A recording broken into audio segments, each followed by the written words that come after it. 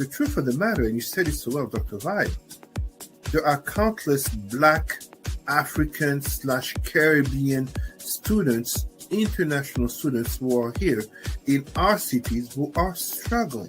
It's hard to know because we don't have like the data to say what is the state of Black health before and after. And that's something that we've been advocating for, right? We need better race-based data that's done in a way that serves us, because race-based data has been collected on different groups in ways that actually cause harm, but we need it to be done with us in a way that serves us. What is up, everybody? It is Dr. Vibe, host and producer of the award-winning Dr. Vibe Show, the home of Epic Conversations, and I'm the host of Epic Conversations.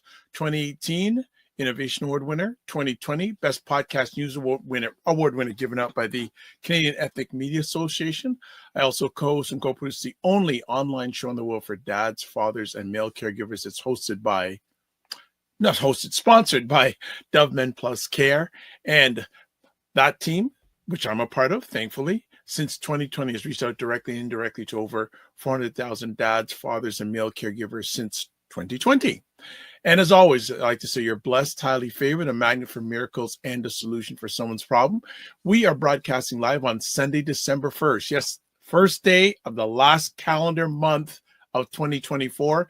And what happened this afternoon where I am in Toronto? Snow, some light snow, but all around Toronto, if you go like 100 miles around Toronto radius-wise, there is lots of snow, but we're somewhat protected.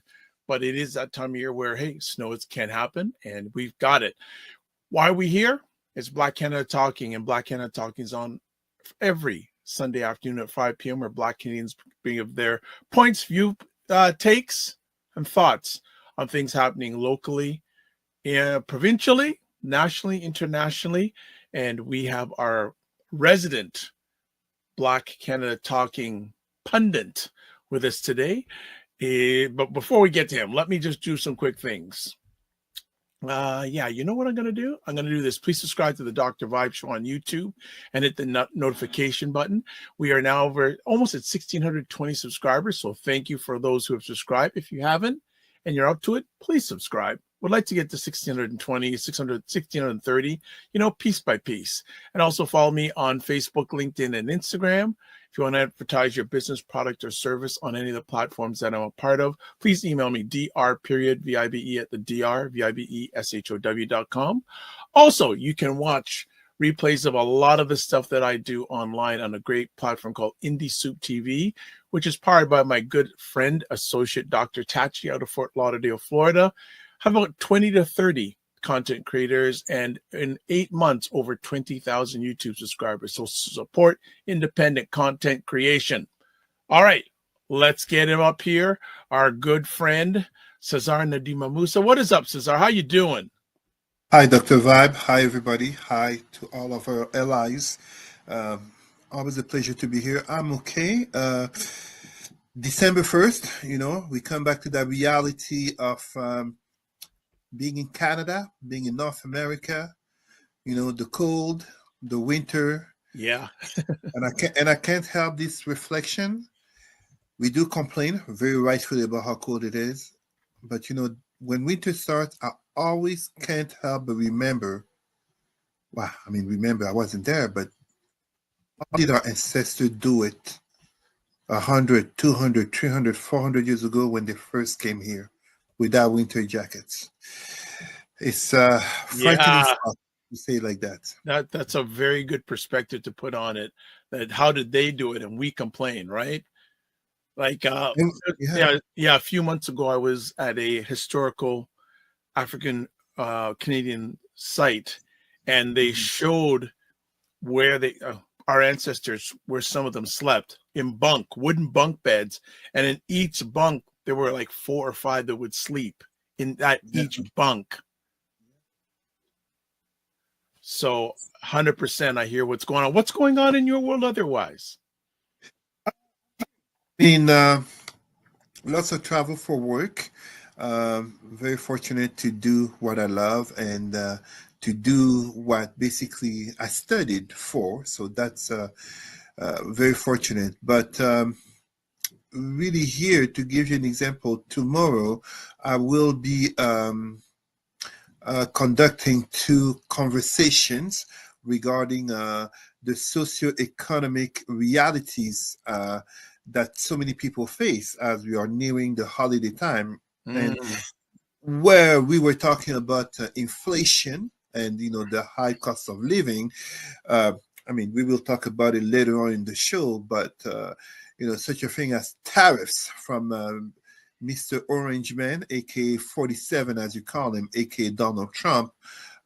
So that's something that I will definitely be addressing on Monday. Last week, I notably presented to a management team on psychological safety, a topic that we tend to forget to address, and not just in terms of, notably being, minorities, Black people, but even psychological safety on management team, senior leadership. It's all around us, but too often we tend not to talk. So absolutely. I almost want to say being EDI and even being woke becomes even more truthful nowadays. Okay. All right. Well, let's start with our first conversation topic, and let's talk about the impact of 47's win. He is the president-elect of the United States, and the impact of his nominations. Where do you want to start on this, Cesar? Well, very humbly, first and foremost, I was wrong.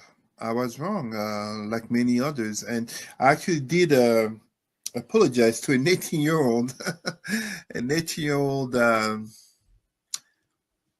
we could say, white young man in a small town, because as educated as were my predictions, he wasn't right because he knew the topic regarding elections better, but he just put it like this: a lot of people are angry and Trump is feeding off that. So fear and hate, but truly, as we see, Kamala Harris didn't lose by as much as it first seemed, but she still lost. And she notably lost, or we could even say she greatly lost, because so many million people, millions people who would have voted Democrat did not come out to vote. So it's a reminder about what happens in elections. Those with extremist views tend to push harder, come out harder, versus those who will basically take things for granted or will lose hope. But now, as we are seeing, notably Donald Trump's cabinet picks, we have to face the reality that, well, for one, we should always hope that those who are our leaders succeed. However, we should never be naive as to deny listening to what those who are to lead us say in terms of the intents. And this is exactly what we're seeing with Donald Trump's cabinet picks in regards to where he made history with a first-time woman for a chief of staff at the White House. It quickly went downhill, notably with a certain Matt Gaetz, who, underage sex with underage women, notably slipping, chemicals. I mean, it's technically, it can be assimilated to rape. If you need to drug someone, not just a woman, someone, in order to have sex with them, especially if the person is minor. And now, whether it's Tulsi Gabbard, or we're talking about Hagsurf in terms of the Department of Defense, or you're talking about I think was it today or yesterday, Kash Patel at the FBI, Yes, a known conspirationist. Donald Trump, basically, many analysts are saying how his selection of cabinet picks is more geared towards mass TV appeal, who looks good in front of a camera, than instead of who is competent for the position. And we can see this notably with a certain Robert F. Kennedy Jr., who was disapproved by his own family and who has time and again brought forth theories. I would just remind people of what he said regarding COVID, that COVID was basically aimed at killing general white people and black people, but to cause no harm to Jewish and Chinese people. It's absolutely ridiculous, as notably many Jewish people, and especially many Chinese. But hey, Trump doesn't care about facts and truth, you know. Trump who used to would tell people as a joke, as some people said, you know, drink bleach. And yeah, some people did drink bleach, you know. So yeah, it's concerning. It's concerning because you know you think that someone who failed at a job the first time is being given a chance at the same job a second time, despite all of his antics, despite all that is known about him. But literally, America made its choice, and that choice must be respected. But that choice is basically, how can I put it? Vast majority of people who voted for Trump would never want their daughter to date a man of the character of Trump, while hoping that their son doesn't have the character of Trump. Him from fraud, lying, sexual assault, insurrection, etc. So even when people say it was better 4 years ago, it wasn't because of Trump. Trump inherited a good economy from Obama, and he's inheriting a better economy than most people like to think from Biden. And absolutely, he can be blamed for the pandemic, the COVID pandemic, but he and blame for his handling of the pandemic.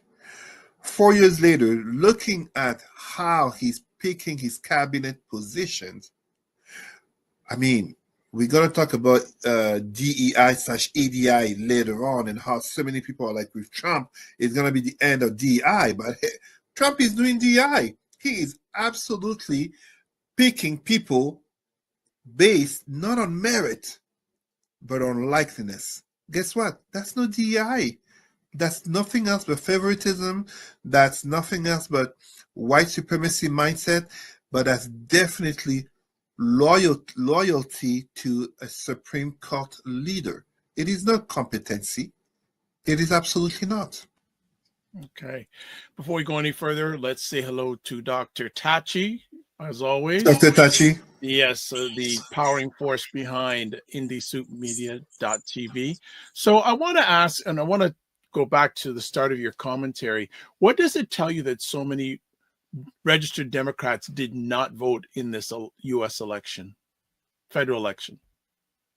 It's such an interesting question because, you see, the interesting thing that a lot of people may not like to admit is that even Trump, even the Republicans, even the MAGA, and I will absolutely say this, even conservatives worldwide did not expect Trump to win. I mean, let us not forget that they had an army of lawyers ready to challenge the election results. But somehow, when they announced that they won, they're not challenging it anymore. You see what I mean? So it's a very hypocritical position to be in. In regards to those who are Democrats who didn't go out to vote, well, first and foremost, we must say this. The Biden-Harris position in regards to the Israel-Gaza/Palestine and eventually Lebanon conflict absolutely was shooting themselves in the foot. Absolutely shooting themselves in the foot. You cannot claim, and this is a general U.S. policy since 1967, aka the 6 Days War, you cannot claim to want peace while giving billions of dollars to one side. You become an accomplice of war crimes, and some people will say genocide. The other thing is simply that, well, I am not one to say that Kamala Harris was not the right pick. I think she did a good campaign. She made some mistakes, of course. Hindsight is 2020, but she made some mistakes that wouldn't necessarily have changed the results, but definitely could have had an impact. There was that Catholic dinner that she didn't attend, but Trump was there. There was an interview to Joe Rogan. there was a visit to Dearborn, Michigan to meet the Arab Muslim voters. Those are some of the mistakes. And at the same time, we have to recognize the very nature of identity politics here. If being a woman was already a challenge to her, and Trump did beat one of the most qualified person to become president of the United States in the person of Hillary Clinton. So if being a woman was already a challenge, she was also less known. And on top of that, she was a Black woman. Truthfully, nobody really cared about her Southeast Asian heritage, as notably, it was not a focus or debate. It was the fact that she was Black. But for many Democrats not to have, many Democrat voters not to have gone out and vote, it's a decision that they will have to address individually in regards to what may come out of the Trump presidency, the second Trump presidency. It's almost wishful to say for him to actually go through with his plans. Some people will say Project 2025, but to actually go through with it so that those who have voted for him to be in power, but also those who didn't vote Democrat but simply didn't vote at all, can really feel the impact of the choice. Because whether you vote for him or you choose not to vote, you basically are voting for him. And thus they deserve to feel, I mean, the man he legitimately came to power. Like, he deserves his chance he deserves his second chance to win.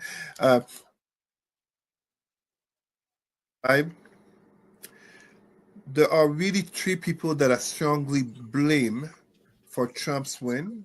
Okay. And people may not see this one coming. I first blame Joe Biden. Oh. Yes, I first blame Joe Biden. But Dr. Vibe, I've said what I'm going to say. I've said this before on your show. I blame Joe Biden not because he didn't do anything per se. Like people are saying he should have withdrawn from the elections a year before. I mean, originally he was supposed to be a one-term candidate, a one-term president. But that's not where I blame him per se. I blame him, and I'm going to be very specific on the date, January 21st, 2021. The reason I blame him is very simple. If January 6th, 2021 had occurred with an insurrection started by a Black man, by a Muslim, by a Mexican or Latino, brown, etc., that man would have been jailed. If not January 6th at the end of the night, he would have been jailed on January 21st, soon as the new, and in brackets, white president would have taken power.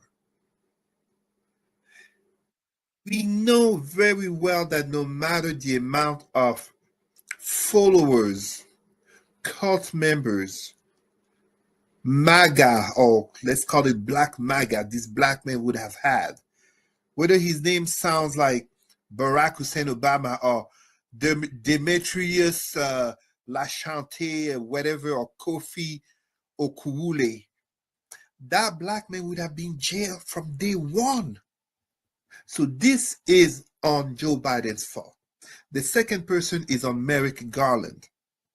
Merrick Garland absolutely failed this position because many people said, what is this man waiting to start the work, the investigation, and the arrest on Trump?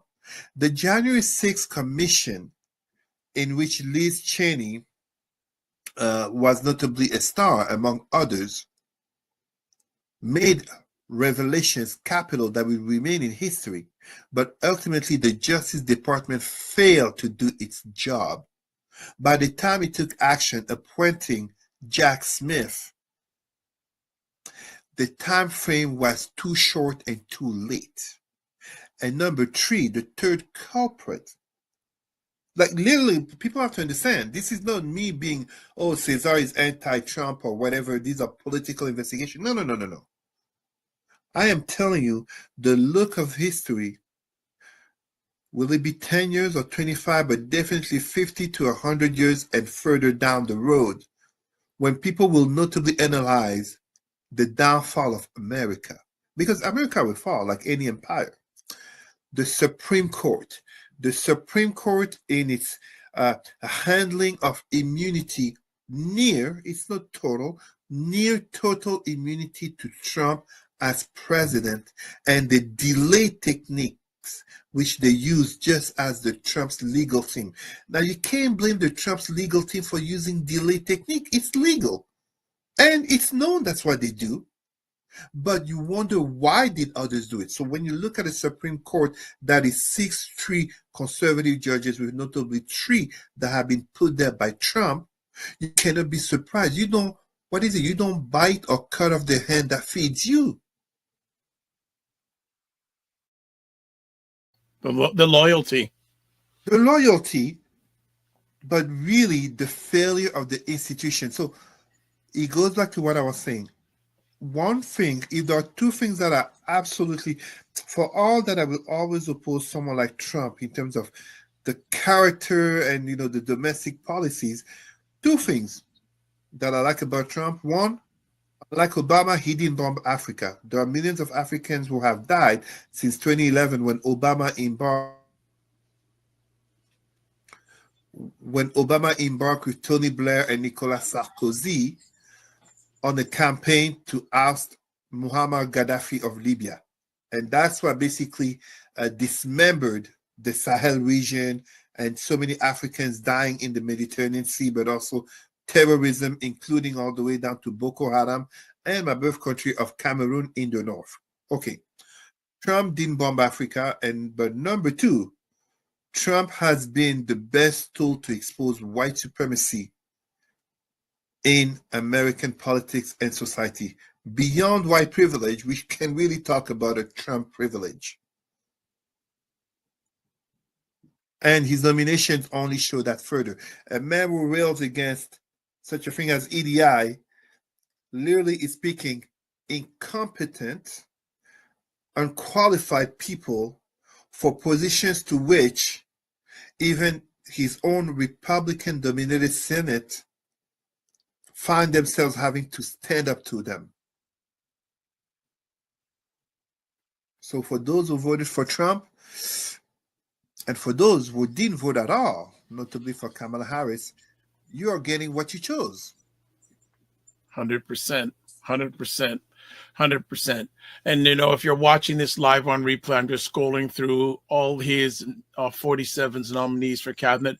There is only 1 Black person, and I don't think there's any Latin Americans. No, Marco Rubio. Yeah. Rubio, yeah. He's Cuban American. He's not Latin. Well, it is Latin American. It is Latin American, but let's be honest.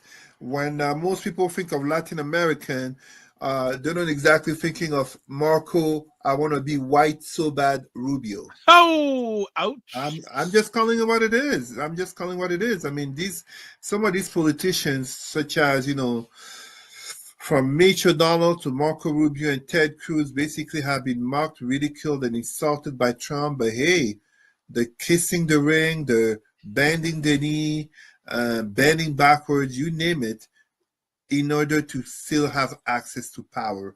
And, that's all it is. Same for Nikki Haley. After everything that Trump said during the Republican preliminaries, she went on to endorse him. Like, but she's not getting any cabinet posts. Surprise. She doesn't deserve any. He didn't need her to win. He generally didn't need her to win. Put yourself in the mindset of the person that I can insult you, I can ridicule you, you still come to endorse me, and I still win without ever having needed you on the campaign trail. Why would I give you a position for? Who are you? Dr. Tati says, yes, that is Marco Rubio all day. Self-hating people of color are just sad. Exactly. 100%. Well, it's going to be interesting, as you saw from the screen there, like only 1 Black person in his cabinet. So all the people that voted for him of color, there you go. There you go. Yeah. So hopefully it will work out for you in your best interests. Hopefully. Hopefully. You wanted to. But you see, the thing is that many black MAGA don't care about that. But when I say they don't care, it's kind of like a cult mindset in which no matter the fact that you present, people will do mental gymnastics to keep rationalizing being part of the cult. And that's basically what Trump does. And you can't, I mean, I really am sounding like I'm a defender of Trump, but I'm not. It's basically replace Trump with anyone else. And anything that we see from Trump, we've seen this 9 years ago with a certain guy named Adolf Hitler, who was elected democratically to the Reichstag in Germany. People will do a lot of mental gymnastics to keep access to power and to feel like they're part of the winning group, despite all the facts and the evidences and even the jurisprudence, the antecedents of what is coming to them. It's like I told so many people, how can you basically be black and vote for a person? I'm not saying because you're black, therefore vote for Kamala Harris. But I'm saying, how can you be black and literally choose to vote for a man who was calling for the execution of 5 innocent black people and never apologized for it? And has X amount of antics of racism, and for a woman to vote for a man who has X amount of antecedents of sexism, misogyny, including rape, cheating on his pregnant wife, etc., etc. So then let me ask a little bit further then, Cesar. What do you feel about the strong support that 47 got from white men, white women, and Latin men? That's a very interesting question. So there is a certain dynamic that's at play here. So for one, we cannot be surprised that he got so many votes from white men, as the nature of white supremacy and power makes it that people are voting in terms of a man such as Donald Trump who looks like them, who looks like their dad. Now, when you look at, for example, the white woman, and this is, people say it's a mistake that the Kamala Harris campaign did, aka they should have focused more on the topics such as of economy and less regarding identities such as gender. Well, that's only relatively true to the fact that the Trump campaign has been so grossly misogynistic towards Kamala Harris, but also women as a whole, notably due to the person at the forefront, aka Donald Trump. And this is part of the reason why, notably, you can't be surprised that a man who, despite being convicted of, sexual assault, becomes president. He would pick for attorney general a man who has been investigated for what some would call pedophilia. It basically, tell me who you walk with, I tell you who you are. But for these women, it's simply because so many white women, I'm not saying each individual, but as a group, white women are not the allies of social progress. No, they're not. And I will give a very interesting fact here. Studies in the 19th century do confirm that 1/3 of slave owners were white women. Studies confirmed 100 years later that those who most benefited from affirmative action, contrarily to popular beliefs, as affirmative action, you're thinking black people, those who most benefited from affirmative action have been women, notably through second wave feminism. It is just factually true, notably when you look at the intersectionalities of race, gender, and socioeconomic statuses in the US, just as in Canada, to only speak of these two countries. But if you look across the Western world, since the 60s, what identity has most benefited from social progress? It has been white women. And yet, when has come time to stand next to the Black woman, the indigenous woman, the LGBT community, and particularly trans people. It has not been white women as a group. I'm not talking individual. As individual, we could talk about um, I'm forgetting her first name, but the lady, the white woman who wrote White Fragility, Robin DiAngelo, in brackets, the Black sister who did a lot of the work behind that book, hasn't been credited for it. But Robin DiAngelo, as an individual, absolutely, yes, this is an ally. But in reality, as a group, white women have not been on the side of marginalized identities. Absolutely not. Absolutely not. They benefit the most after white men, of course, they benefit the most from the maintaining of white supremacy and the hierarchical society. Mm. Mm. And what And, about and in regards to Latinos, I okay? will not forget. Yeah. I will tell you exactly what will happen. So I've got to get my dates straight here. So in regards to Latinos, one of the things that I'm not the only one to say that this is bound to happen is that we are now in 2024. One of the processes of white supremacy to maintain itself is basically adherence to the white group. 100 years ago, Southern Italians, Irish, and Jewish people were not considered white. This is why anyone who looks up to the founders of the NAACP, National Association for the Advancement of Colored People, they will be shocked to notice white people, today we say white, but then Jewish people. So they were not considered white. They became considered white. White Jewish people became considered white in America between the end of World War II and 1967, early 70s, aka the 6-Day War, in which after which America started to fund Israel, not only militarily but also economically. That's how Jewish people entered whiteness as a group. End of World War II, 1967, 6-Day War. So what happens here is that that's the same thing that will happen with Latinos. Marco Rubio today, we're talking about Latino.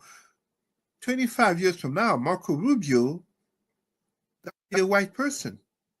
That would be a white person. And if we truly are honest, below the USA, so outside of Canada and the USA, for the rest of the Americas, a person such as Marco Rubio is a white man. It's a white man. That's why there is a term such as Afro-Latinos, indigenous Latinos, aka indigenous who speak Spanish.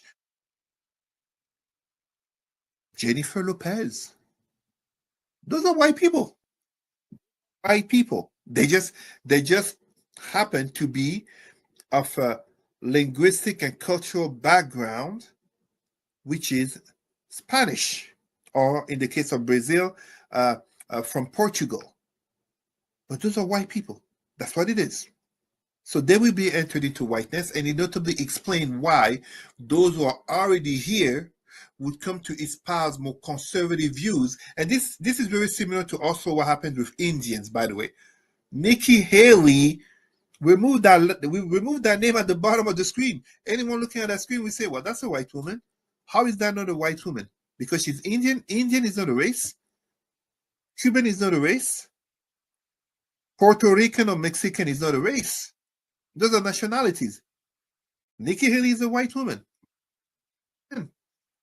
Those people will be entered into whiteness as a racial group, as minorities, and notably visible minorities number increase in America and the Western world. This is why when they're banning abortions or making it so much difficult for abortions to occur, it's not for the Black woman that they want to make it difficult. Or she can abort as many times as she wants. The more, the better. It's not for indigenous women. It's not for the Arab Muslim woman. It's for the white Christian woman of European descent, and by extension, white. That's just what it is. I know we went a little bit long on this, but I actually want to ask you one more conversation topic on this. What about before this election, a lot of African Americans, especially African American women, thought they had alliance with Latin Americans. Did that ever exist? Does it exist? What's the future of that? That basically a lot of Black Americans, the alliances with Latino Americans. It's not the 70s anymore. It's not the 70s anymore. It's not the 60s. It's not the times in which, it's not the time. I mean, even when we look at, let's just go back, what is it? Let's just go back to when the Supreme Court broke affirmative action because of Asian students claiming it's unfair to them. It's not the 70s where you can literally Google yellow power standing with Black power.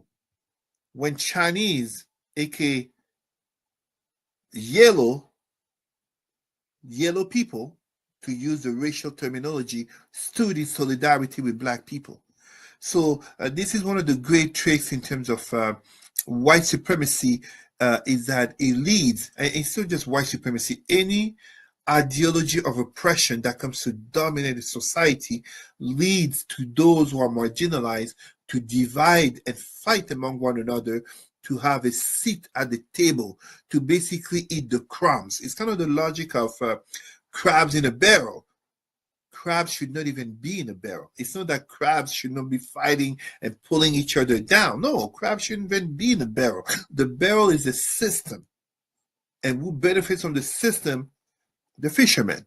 It's the same logic as, the sheep that fears the wolf, but ultimately, who's more likely to eat the sheep? It's not the wolf. It's a sheep herder. Well said. Okay, we will take our break, and then when we come back, 45 again, I say 47 is now looking at putting tariffs not only on Canada and Mexico, but BRICS nations. So we're going to talk about that. Also want to just put up some comments. Dr. Tati says that's what they get. Good for them. And Mignon Cam says, yes, that argument and divide is big in the disabled community, and they make 27% of the Canadian population. Also, just wanted to put up, Cesar had mentioned the book White Fragility. This is the full title. We'll just bring it up right here, right now. Title of the book, White Fragility, Why Is It So Hard for White People to Talk About Racism, by Dr. Robin DiAngelo, and the forwarded by Professor Michael Eric Dyson. So if you want to check out a very interesting book, written a few years ago, but still very relevant today in the world. It was written back in 2018. So definitely, if you want to take a look at it, please check it out. The title is there, and I'll probably put it in the comment section. But what we're going to do is take a quick break, come back, and we got some more stuff to talk about. Now getting in the world of economics. Lots of stuff going on in economics before 47 hits the trail. So we'll be back in about, I'm going to decide how long we're going to be awake for. Let's see. Yo, what's going on, everyone? My name's David Archer, anti-racist psychotherapist from Montreal, Canada. And I wanted to take a moment to give a special shout out to Dr. Vibe and the Dr. Vibe Show. If you're looking for the best conversations, even if you're looking for someone who could help to support you and help you to improve your outlook, the way how you're thinking about things, and cares about the culture, look no further. Go and Google Dr. Vibe, the Dr. Vibe Show, and you're going to find the man of the hour. All right? So, many blessings. Take care. Peace. All right, David Archer, thank you so much for sharing with us as always. And we are on Black Canada Talking today, live on December 1st. Cesar Ndema-Moussa is laying down some great information and thought process. So let's talk about our next conversation piece. Let me just, I'm going to change something here because I don't want to put this there. I'm going to do this here. Put it here, get a little bit of, okay. So 47 threatens 25% tariff on products from Canada and Mexico and 100% tariff on BRICS nations. Cesar, what are your thoughts?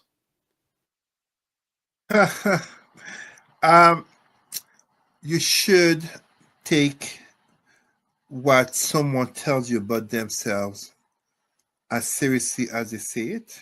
People should take Trump seriously to his word. However, there are certain realities, notably economic and geopolitical, that make this to be more of, to use Trump's language, the art of the deal, like a negotiation strategy more than a likely possibility. And the reason for this being that uh, NAFTA, so since NAFTA, Bill Clinton, etc., NAFTA basically has so intertwined the economies of Canada, the USA, and Mexico that such a tariff would be, from what I read, from what I understand, because I don't want to cause any confusion. I am not an economist, but from what I read and understand, it would have catastrophic impacts upon the economies of those countries, including of the United States themselves. As notably during the campaign, I think people can remember how even Kamala Harris, in her debate against Donald Trump, had mentioned herself that economists who reviewed his plans have addressed Trump's plan that it would be catastrophic to the U.S. economy. A 25% tariff basically would mean that an increase, a hike, would be paid by the customers. And when you look at, for example, in the case of Canada and the US, the three main sectors would basically be oil and gas, transportation, automobiles, notably, and manufacturing. How many people are willing to pay 25% more? Notably, always we talk about life already being expensive. We talk about inflation. We talk about rising prices while salaries are not increasing. I mean, we talk about rent, mortgage, etc., etc. But truly, this is more, if you ask me, a strategy, notably to address not just border security, but to really basically pander to the MAGA base. Let us be honest. 2016, build the wall and Mexico is going to pay, right? We know what happened with that. At the same time, there is an issue regarding China and fentanyl. For those who do not know, you will find a lot of articles, notably from The Economist. So nobody will claim The Economist is a left-wing journal, but I use notably these examples when training senior leaders and public servants on EDI. Most of the fentanyl comes from China, but very much as a response to what the Western world has done to China in the 19th century regarding the opium wars, which led to the death of millions of Chinese. So these are consequences of what the past still affecting us in the present. Further to that, when we talk about 100% tariffs regarding the BRICS, when you look at the number of countries that are joining the BRICS, so Brazil, Russia, India, China, South Africa, but you count on the number of countries that are joining, notably Saudi Arabia, absolutely this would be more of a negative impact upon the United States in order to keep the fiat system of the US dollar as the default exchange currency for goods in the world. That is imperialism. That's what it is. Imperialism backed by the US Navy bases. Someone can just look at how many US bases are around Iran. You see, that will give you an idea. Please don't get me wrong. I am not advocating here for Chinese bases in Mexico. We know it won't happen in Canada, but that's not what I'm saying. I mean, we don't want World War III. But at the same time, let us not be hypocritical to pretend that the US dollar is necessarily a money for peace when you have American bases, just like Roman forts, all around so many other countries. I mean, I'm born in Africa. There is such a thing as AFCOM, Africa Command. Has anyone in the USA ever seen an African base, African soldiers, Africans training American in the Navy SEALs, training the Marines? So it's imperialism through the tool of economics, but the world has changed. And Donald Trump, in his notion of the art of the deal, and it's not even him who really wrote that book, for those who don't know, is also the man that people should not forget went bankrupt, was it 4 or 6 times, lost X amount number of casinos, and these notions of tariffs for him, the stock market, but even the holders of U.S. Treasury bonds, just as allies themselves, are not going to respond so well to this strategy, which he has done before, and again, before in 2018, but again, it was the same. I mean, you look at how interdependent Canadian and American economies are. You look at notably steel, like 25% tax, it becomes ridiculous, like ridiculous, aka impossible to do business. It becomes at a loss. One good thing is that it will force Canada, just as Mexico, to be more, to grow more of their own products, to be less dependent on America, but also to look for more partners.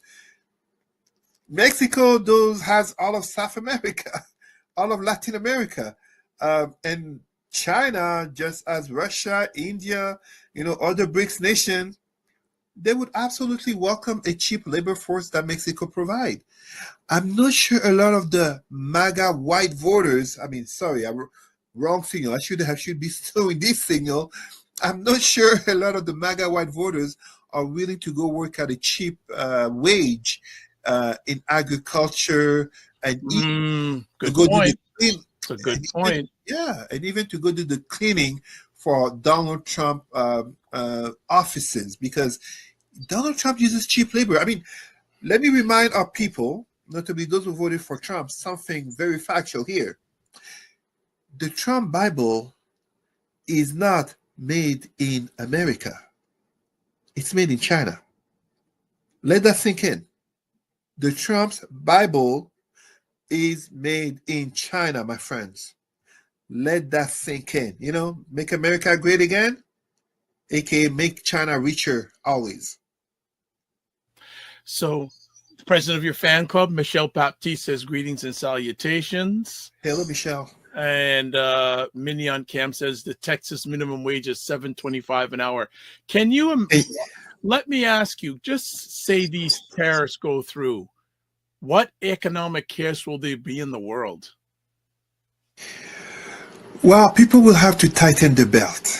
People would have to tighten the belt, starting in Canada and Mexico. But the world has changed. When you look at, for example, Russia, despite all the sanctions that were brought on Russia since 2022 invasion of Ukraine, Putin has just diverted a lot of the economies that he deals with, notably with China, India, etc. When you look at, for Africa, as we are Black people in the Caribbean, this would actually be a good thing. The hard times that it would create would help to foster and to force an improvement on the development of economic management of these countries. Donald Trump is basically pushing an isolationist or protectionist measure, which has already been done before in the United States, notably through the 1920s, 1930s, aka we don't want to deal with Europe until December 7, 1941, aka Pearl Harbor, forced America to enter World War II. And as such, its economies becoming more geared towards the war, That's what led America to truly become the global hegemony it became, notably less impacted, I mean, borderline not even impacted by World War II. Here, as we are looking at it, 80 to 90 years later, the world has changed. Like, people are not so isolated as someone like Donald Trump may like to think, looking at the world in terms of civilizational block, aka the white side, the yellow side, the black side, aka no. When you look at a country such as Brazil, where the latest census speaks to over 50% of the population claiming black identity, and I'm talking Brazilian blonde hair, blue eyes, telling you that effectively they're black, and they have either a parent or a grandparent who are dark-skinned black.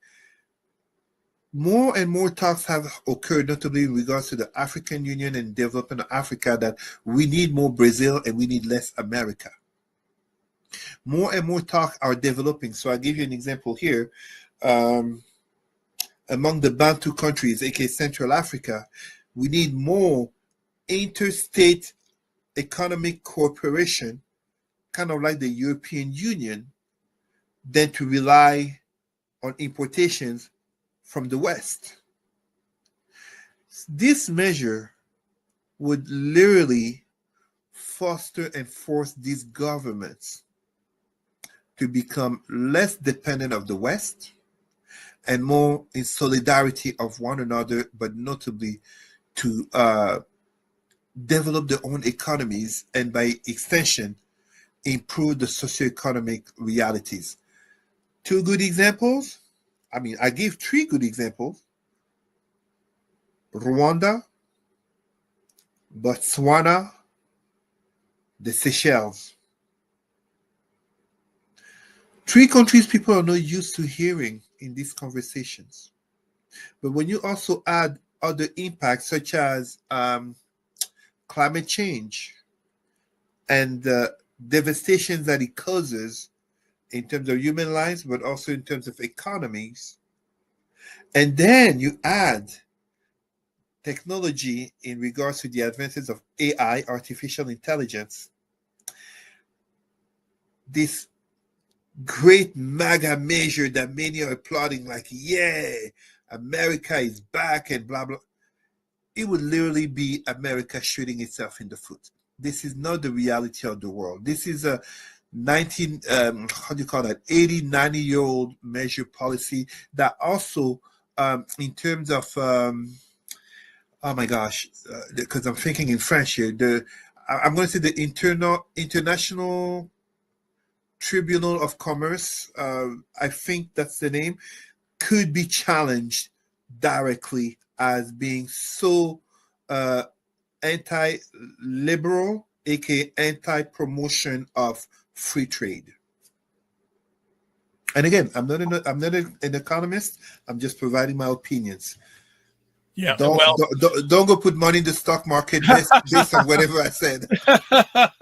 Well, this will be an ongoing story in regards to this, because if this comes down, everyone's going to get a lot of people are going to get hit globally, and it'll just, I think, question America's status in the world by the average everyday person, saying America may not help its image, though a lot of people in the world not a big fan of 47 as it is. Now they're going to say, well, they voted for him, so they're going to align him and the Americans to further probably jeopardize their status as being a favorable member of the world. Let me give one last example. Sure.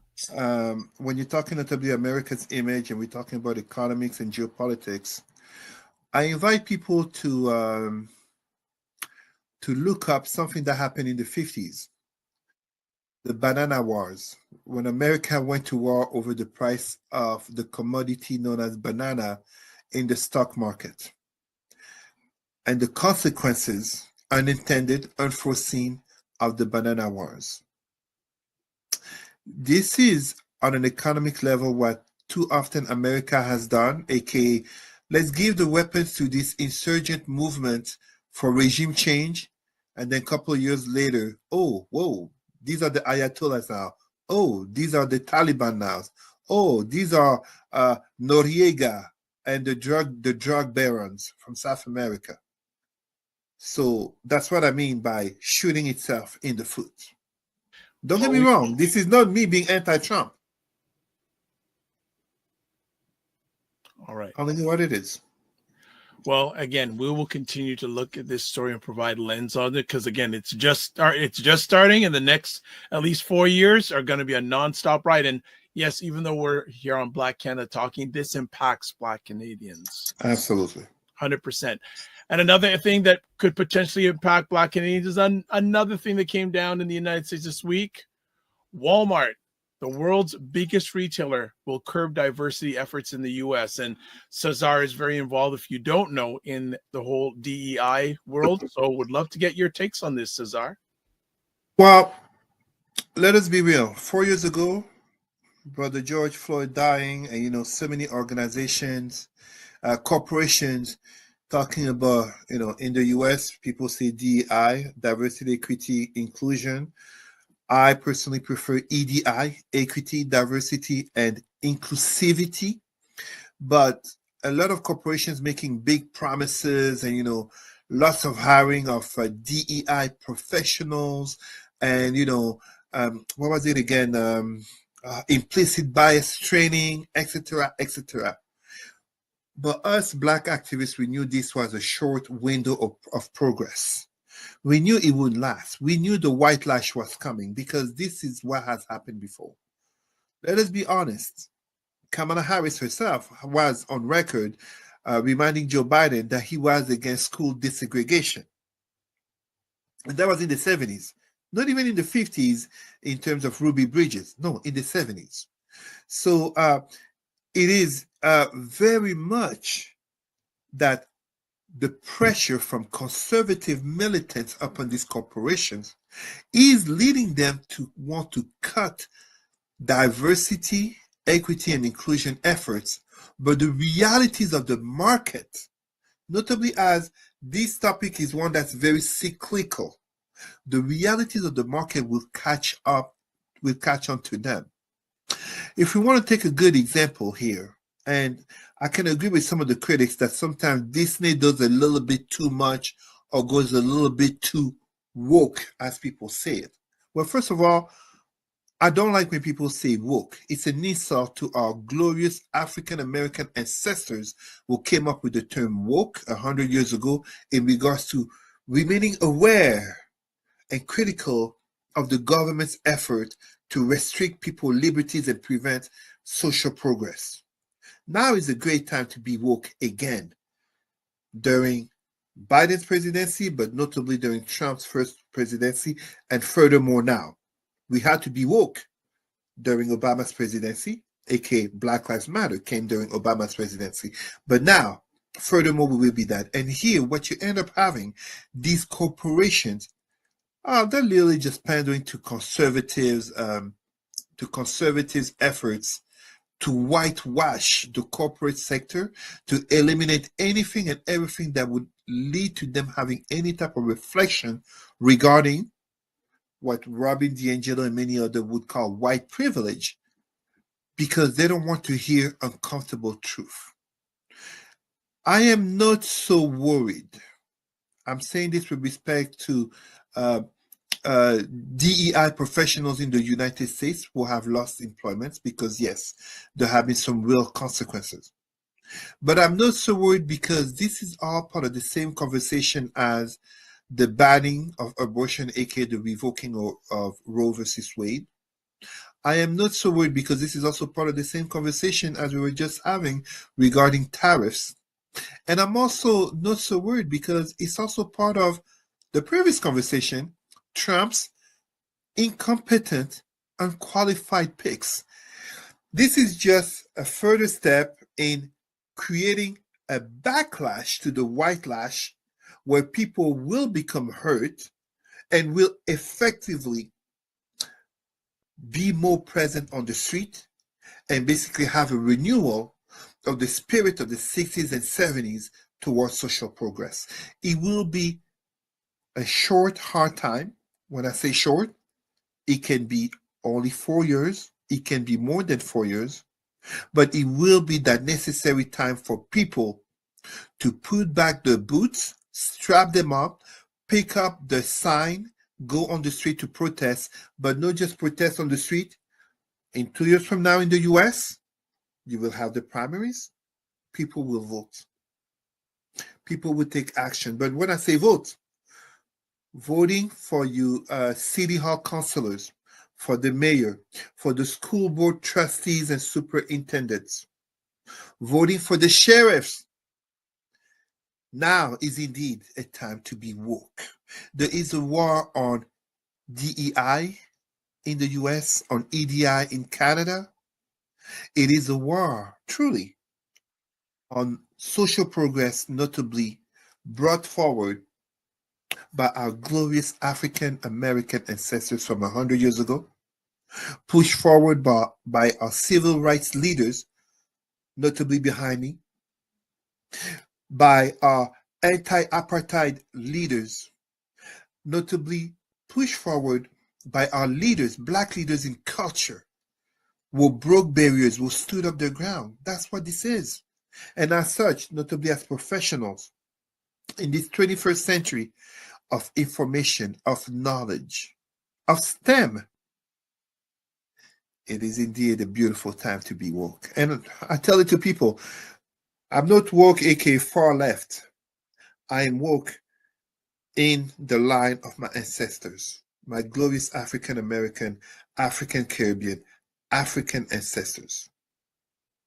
This is what this is. All right.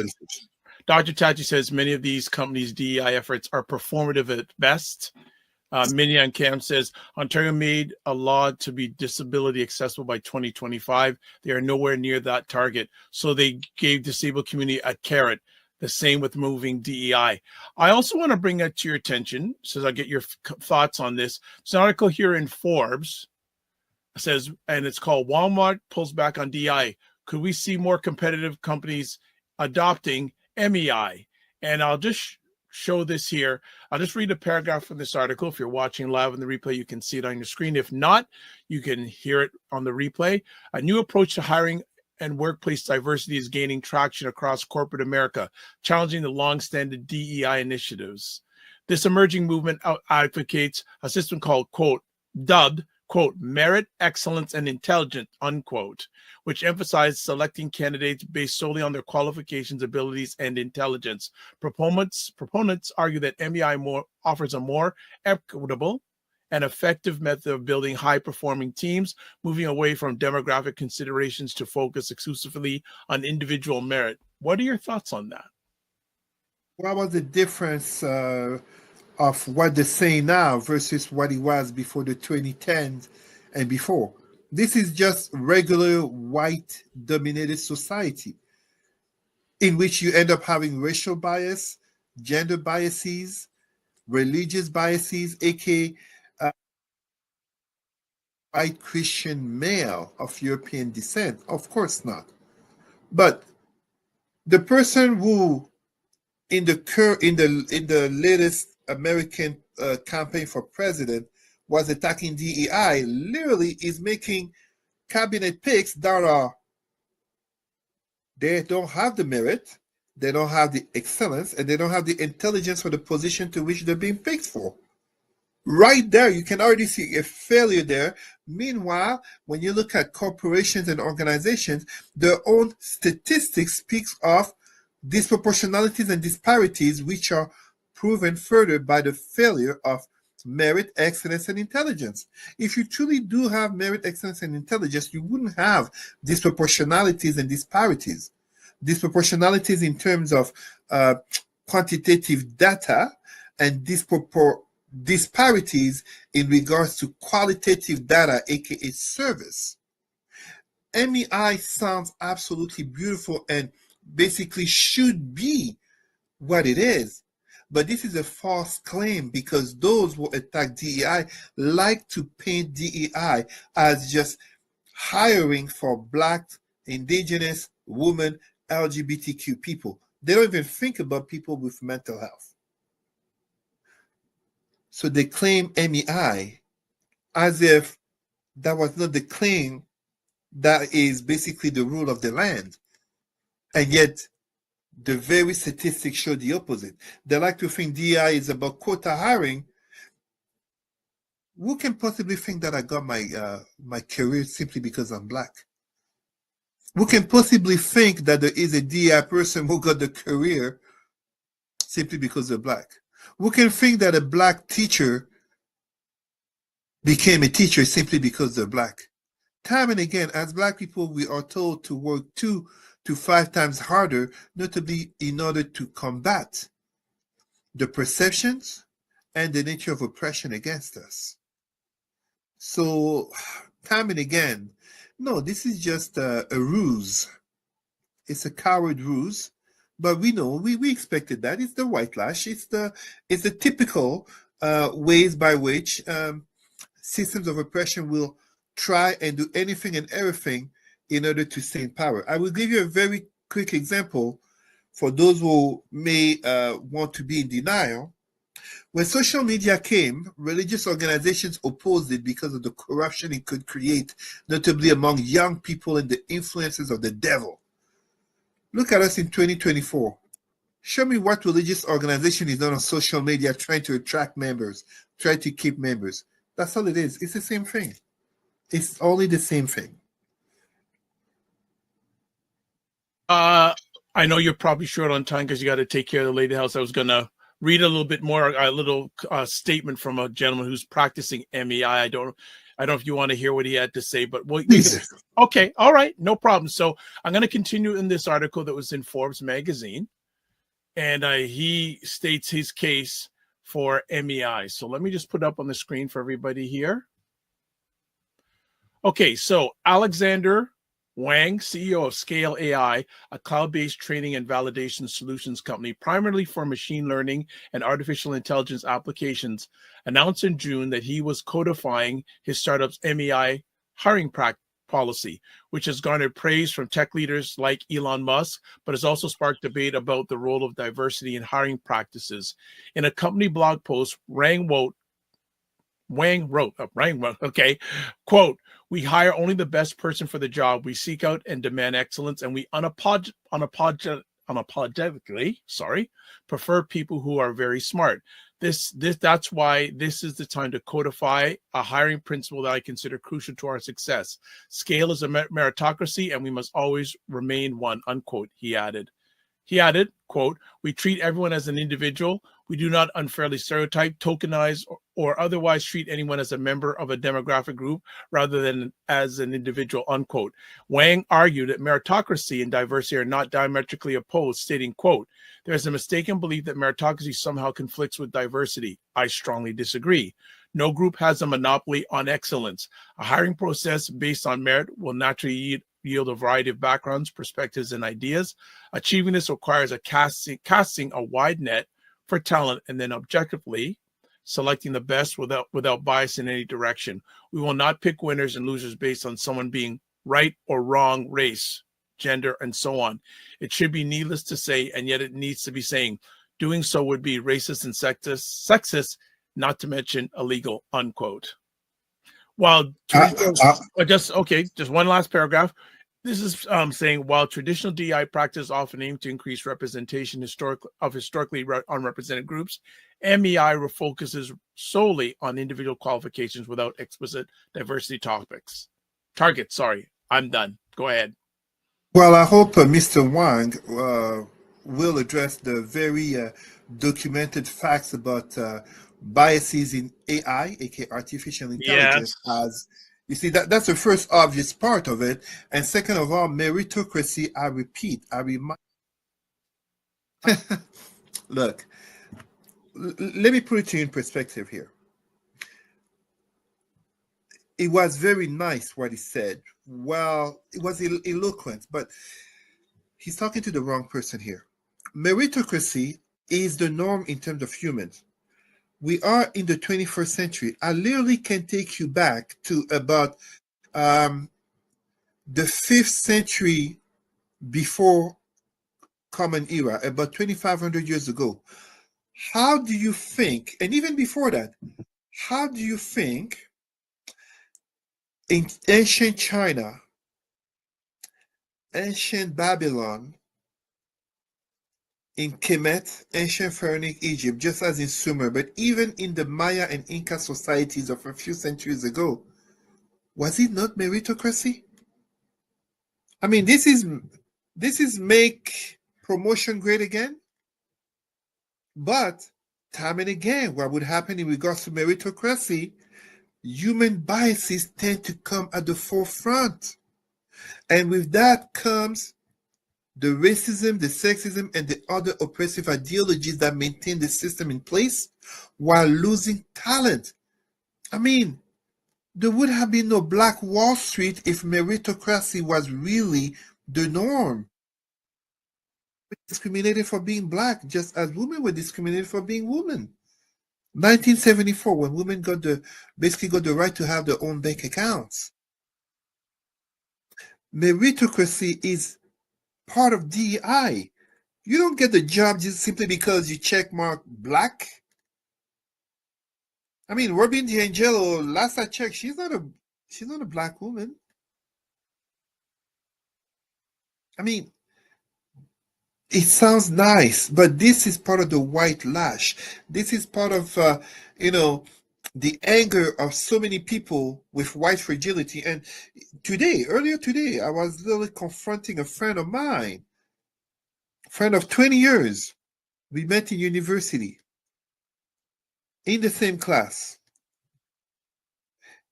He's a lawyer, and he suffers of white fragility. And he's a lawyer. So it's not about being educated and the excellence and all that. His white fragility basically makes it, like I told him, I'm like, it's funny how you don't understand when the topic is about Black people, but when it's about Jewish people, suddenly you have a lot of respect and a lot of understanding.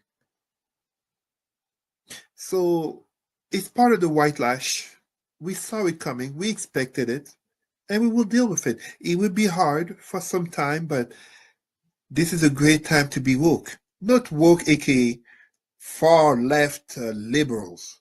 Woke in the logic of our ancestors, in the continuation of the struggle for justice and dignity for Black people, from our glorious African American ancestors to civil rights, to desegregation, to decolonization, to anti-apartheid.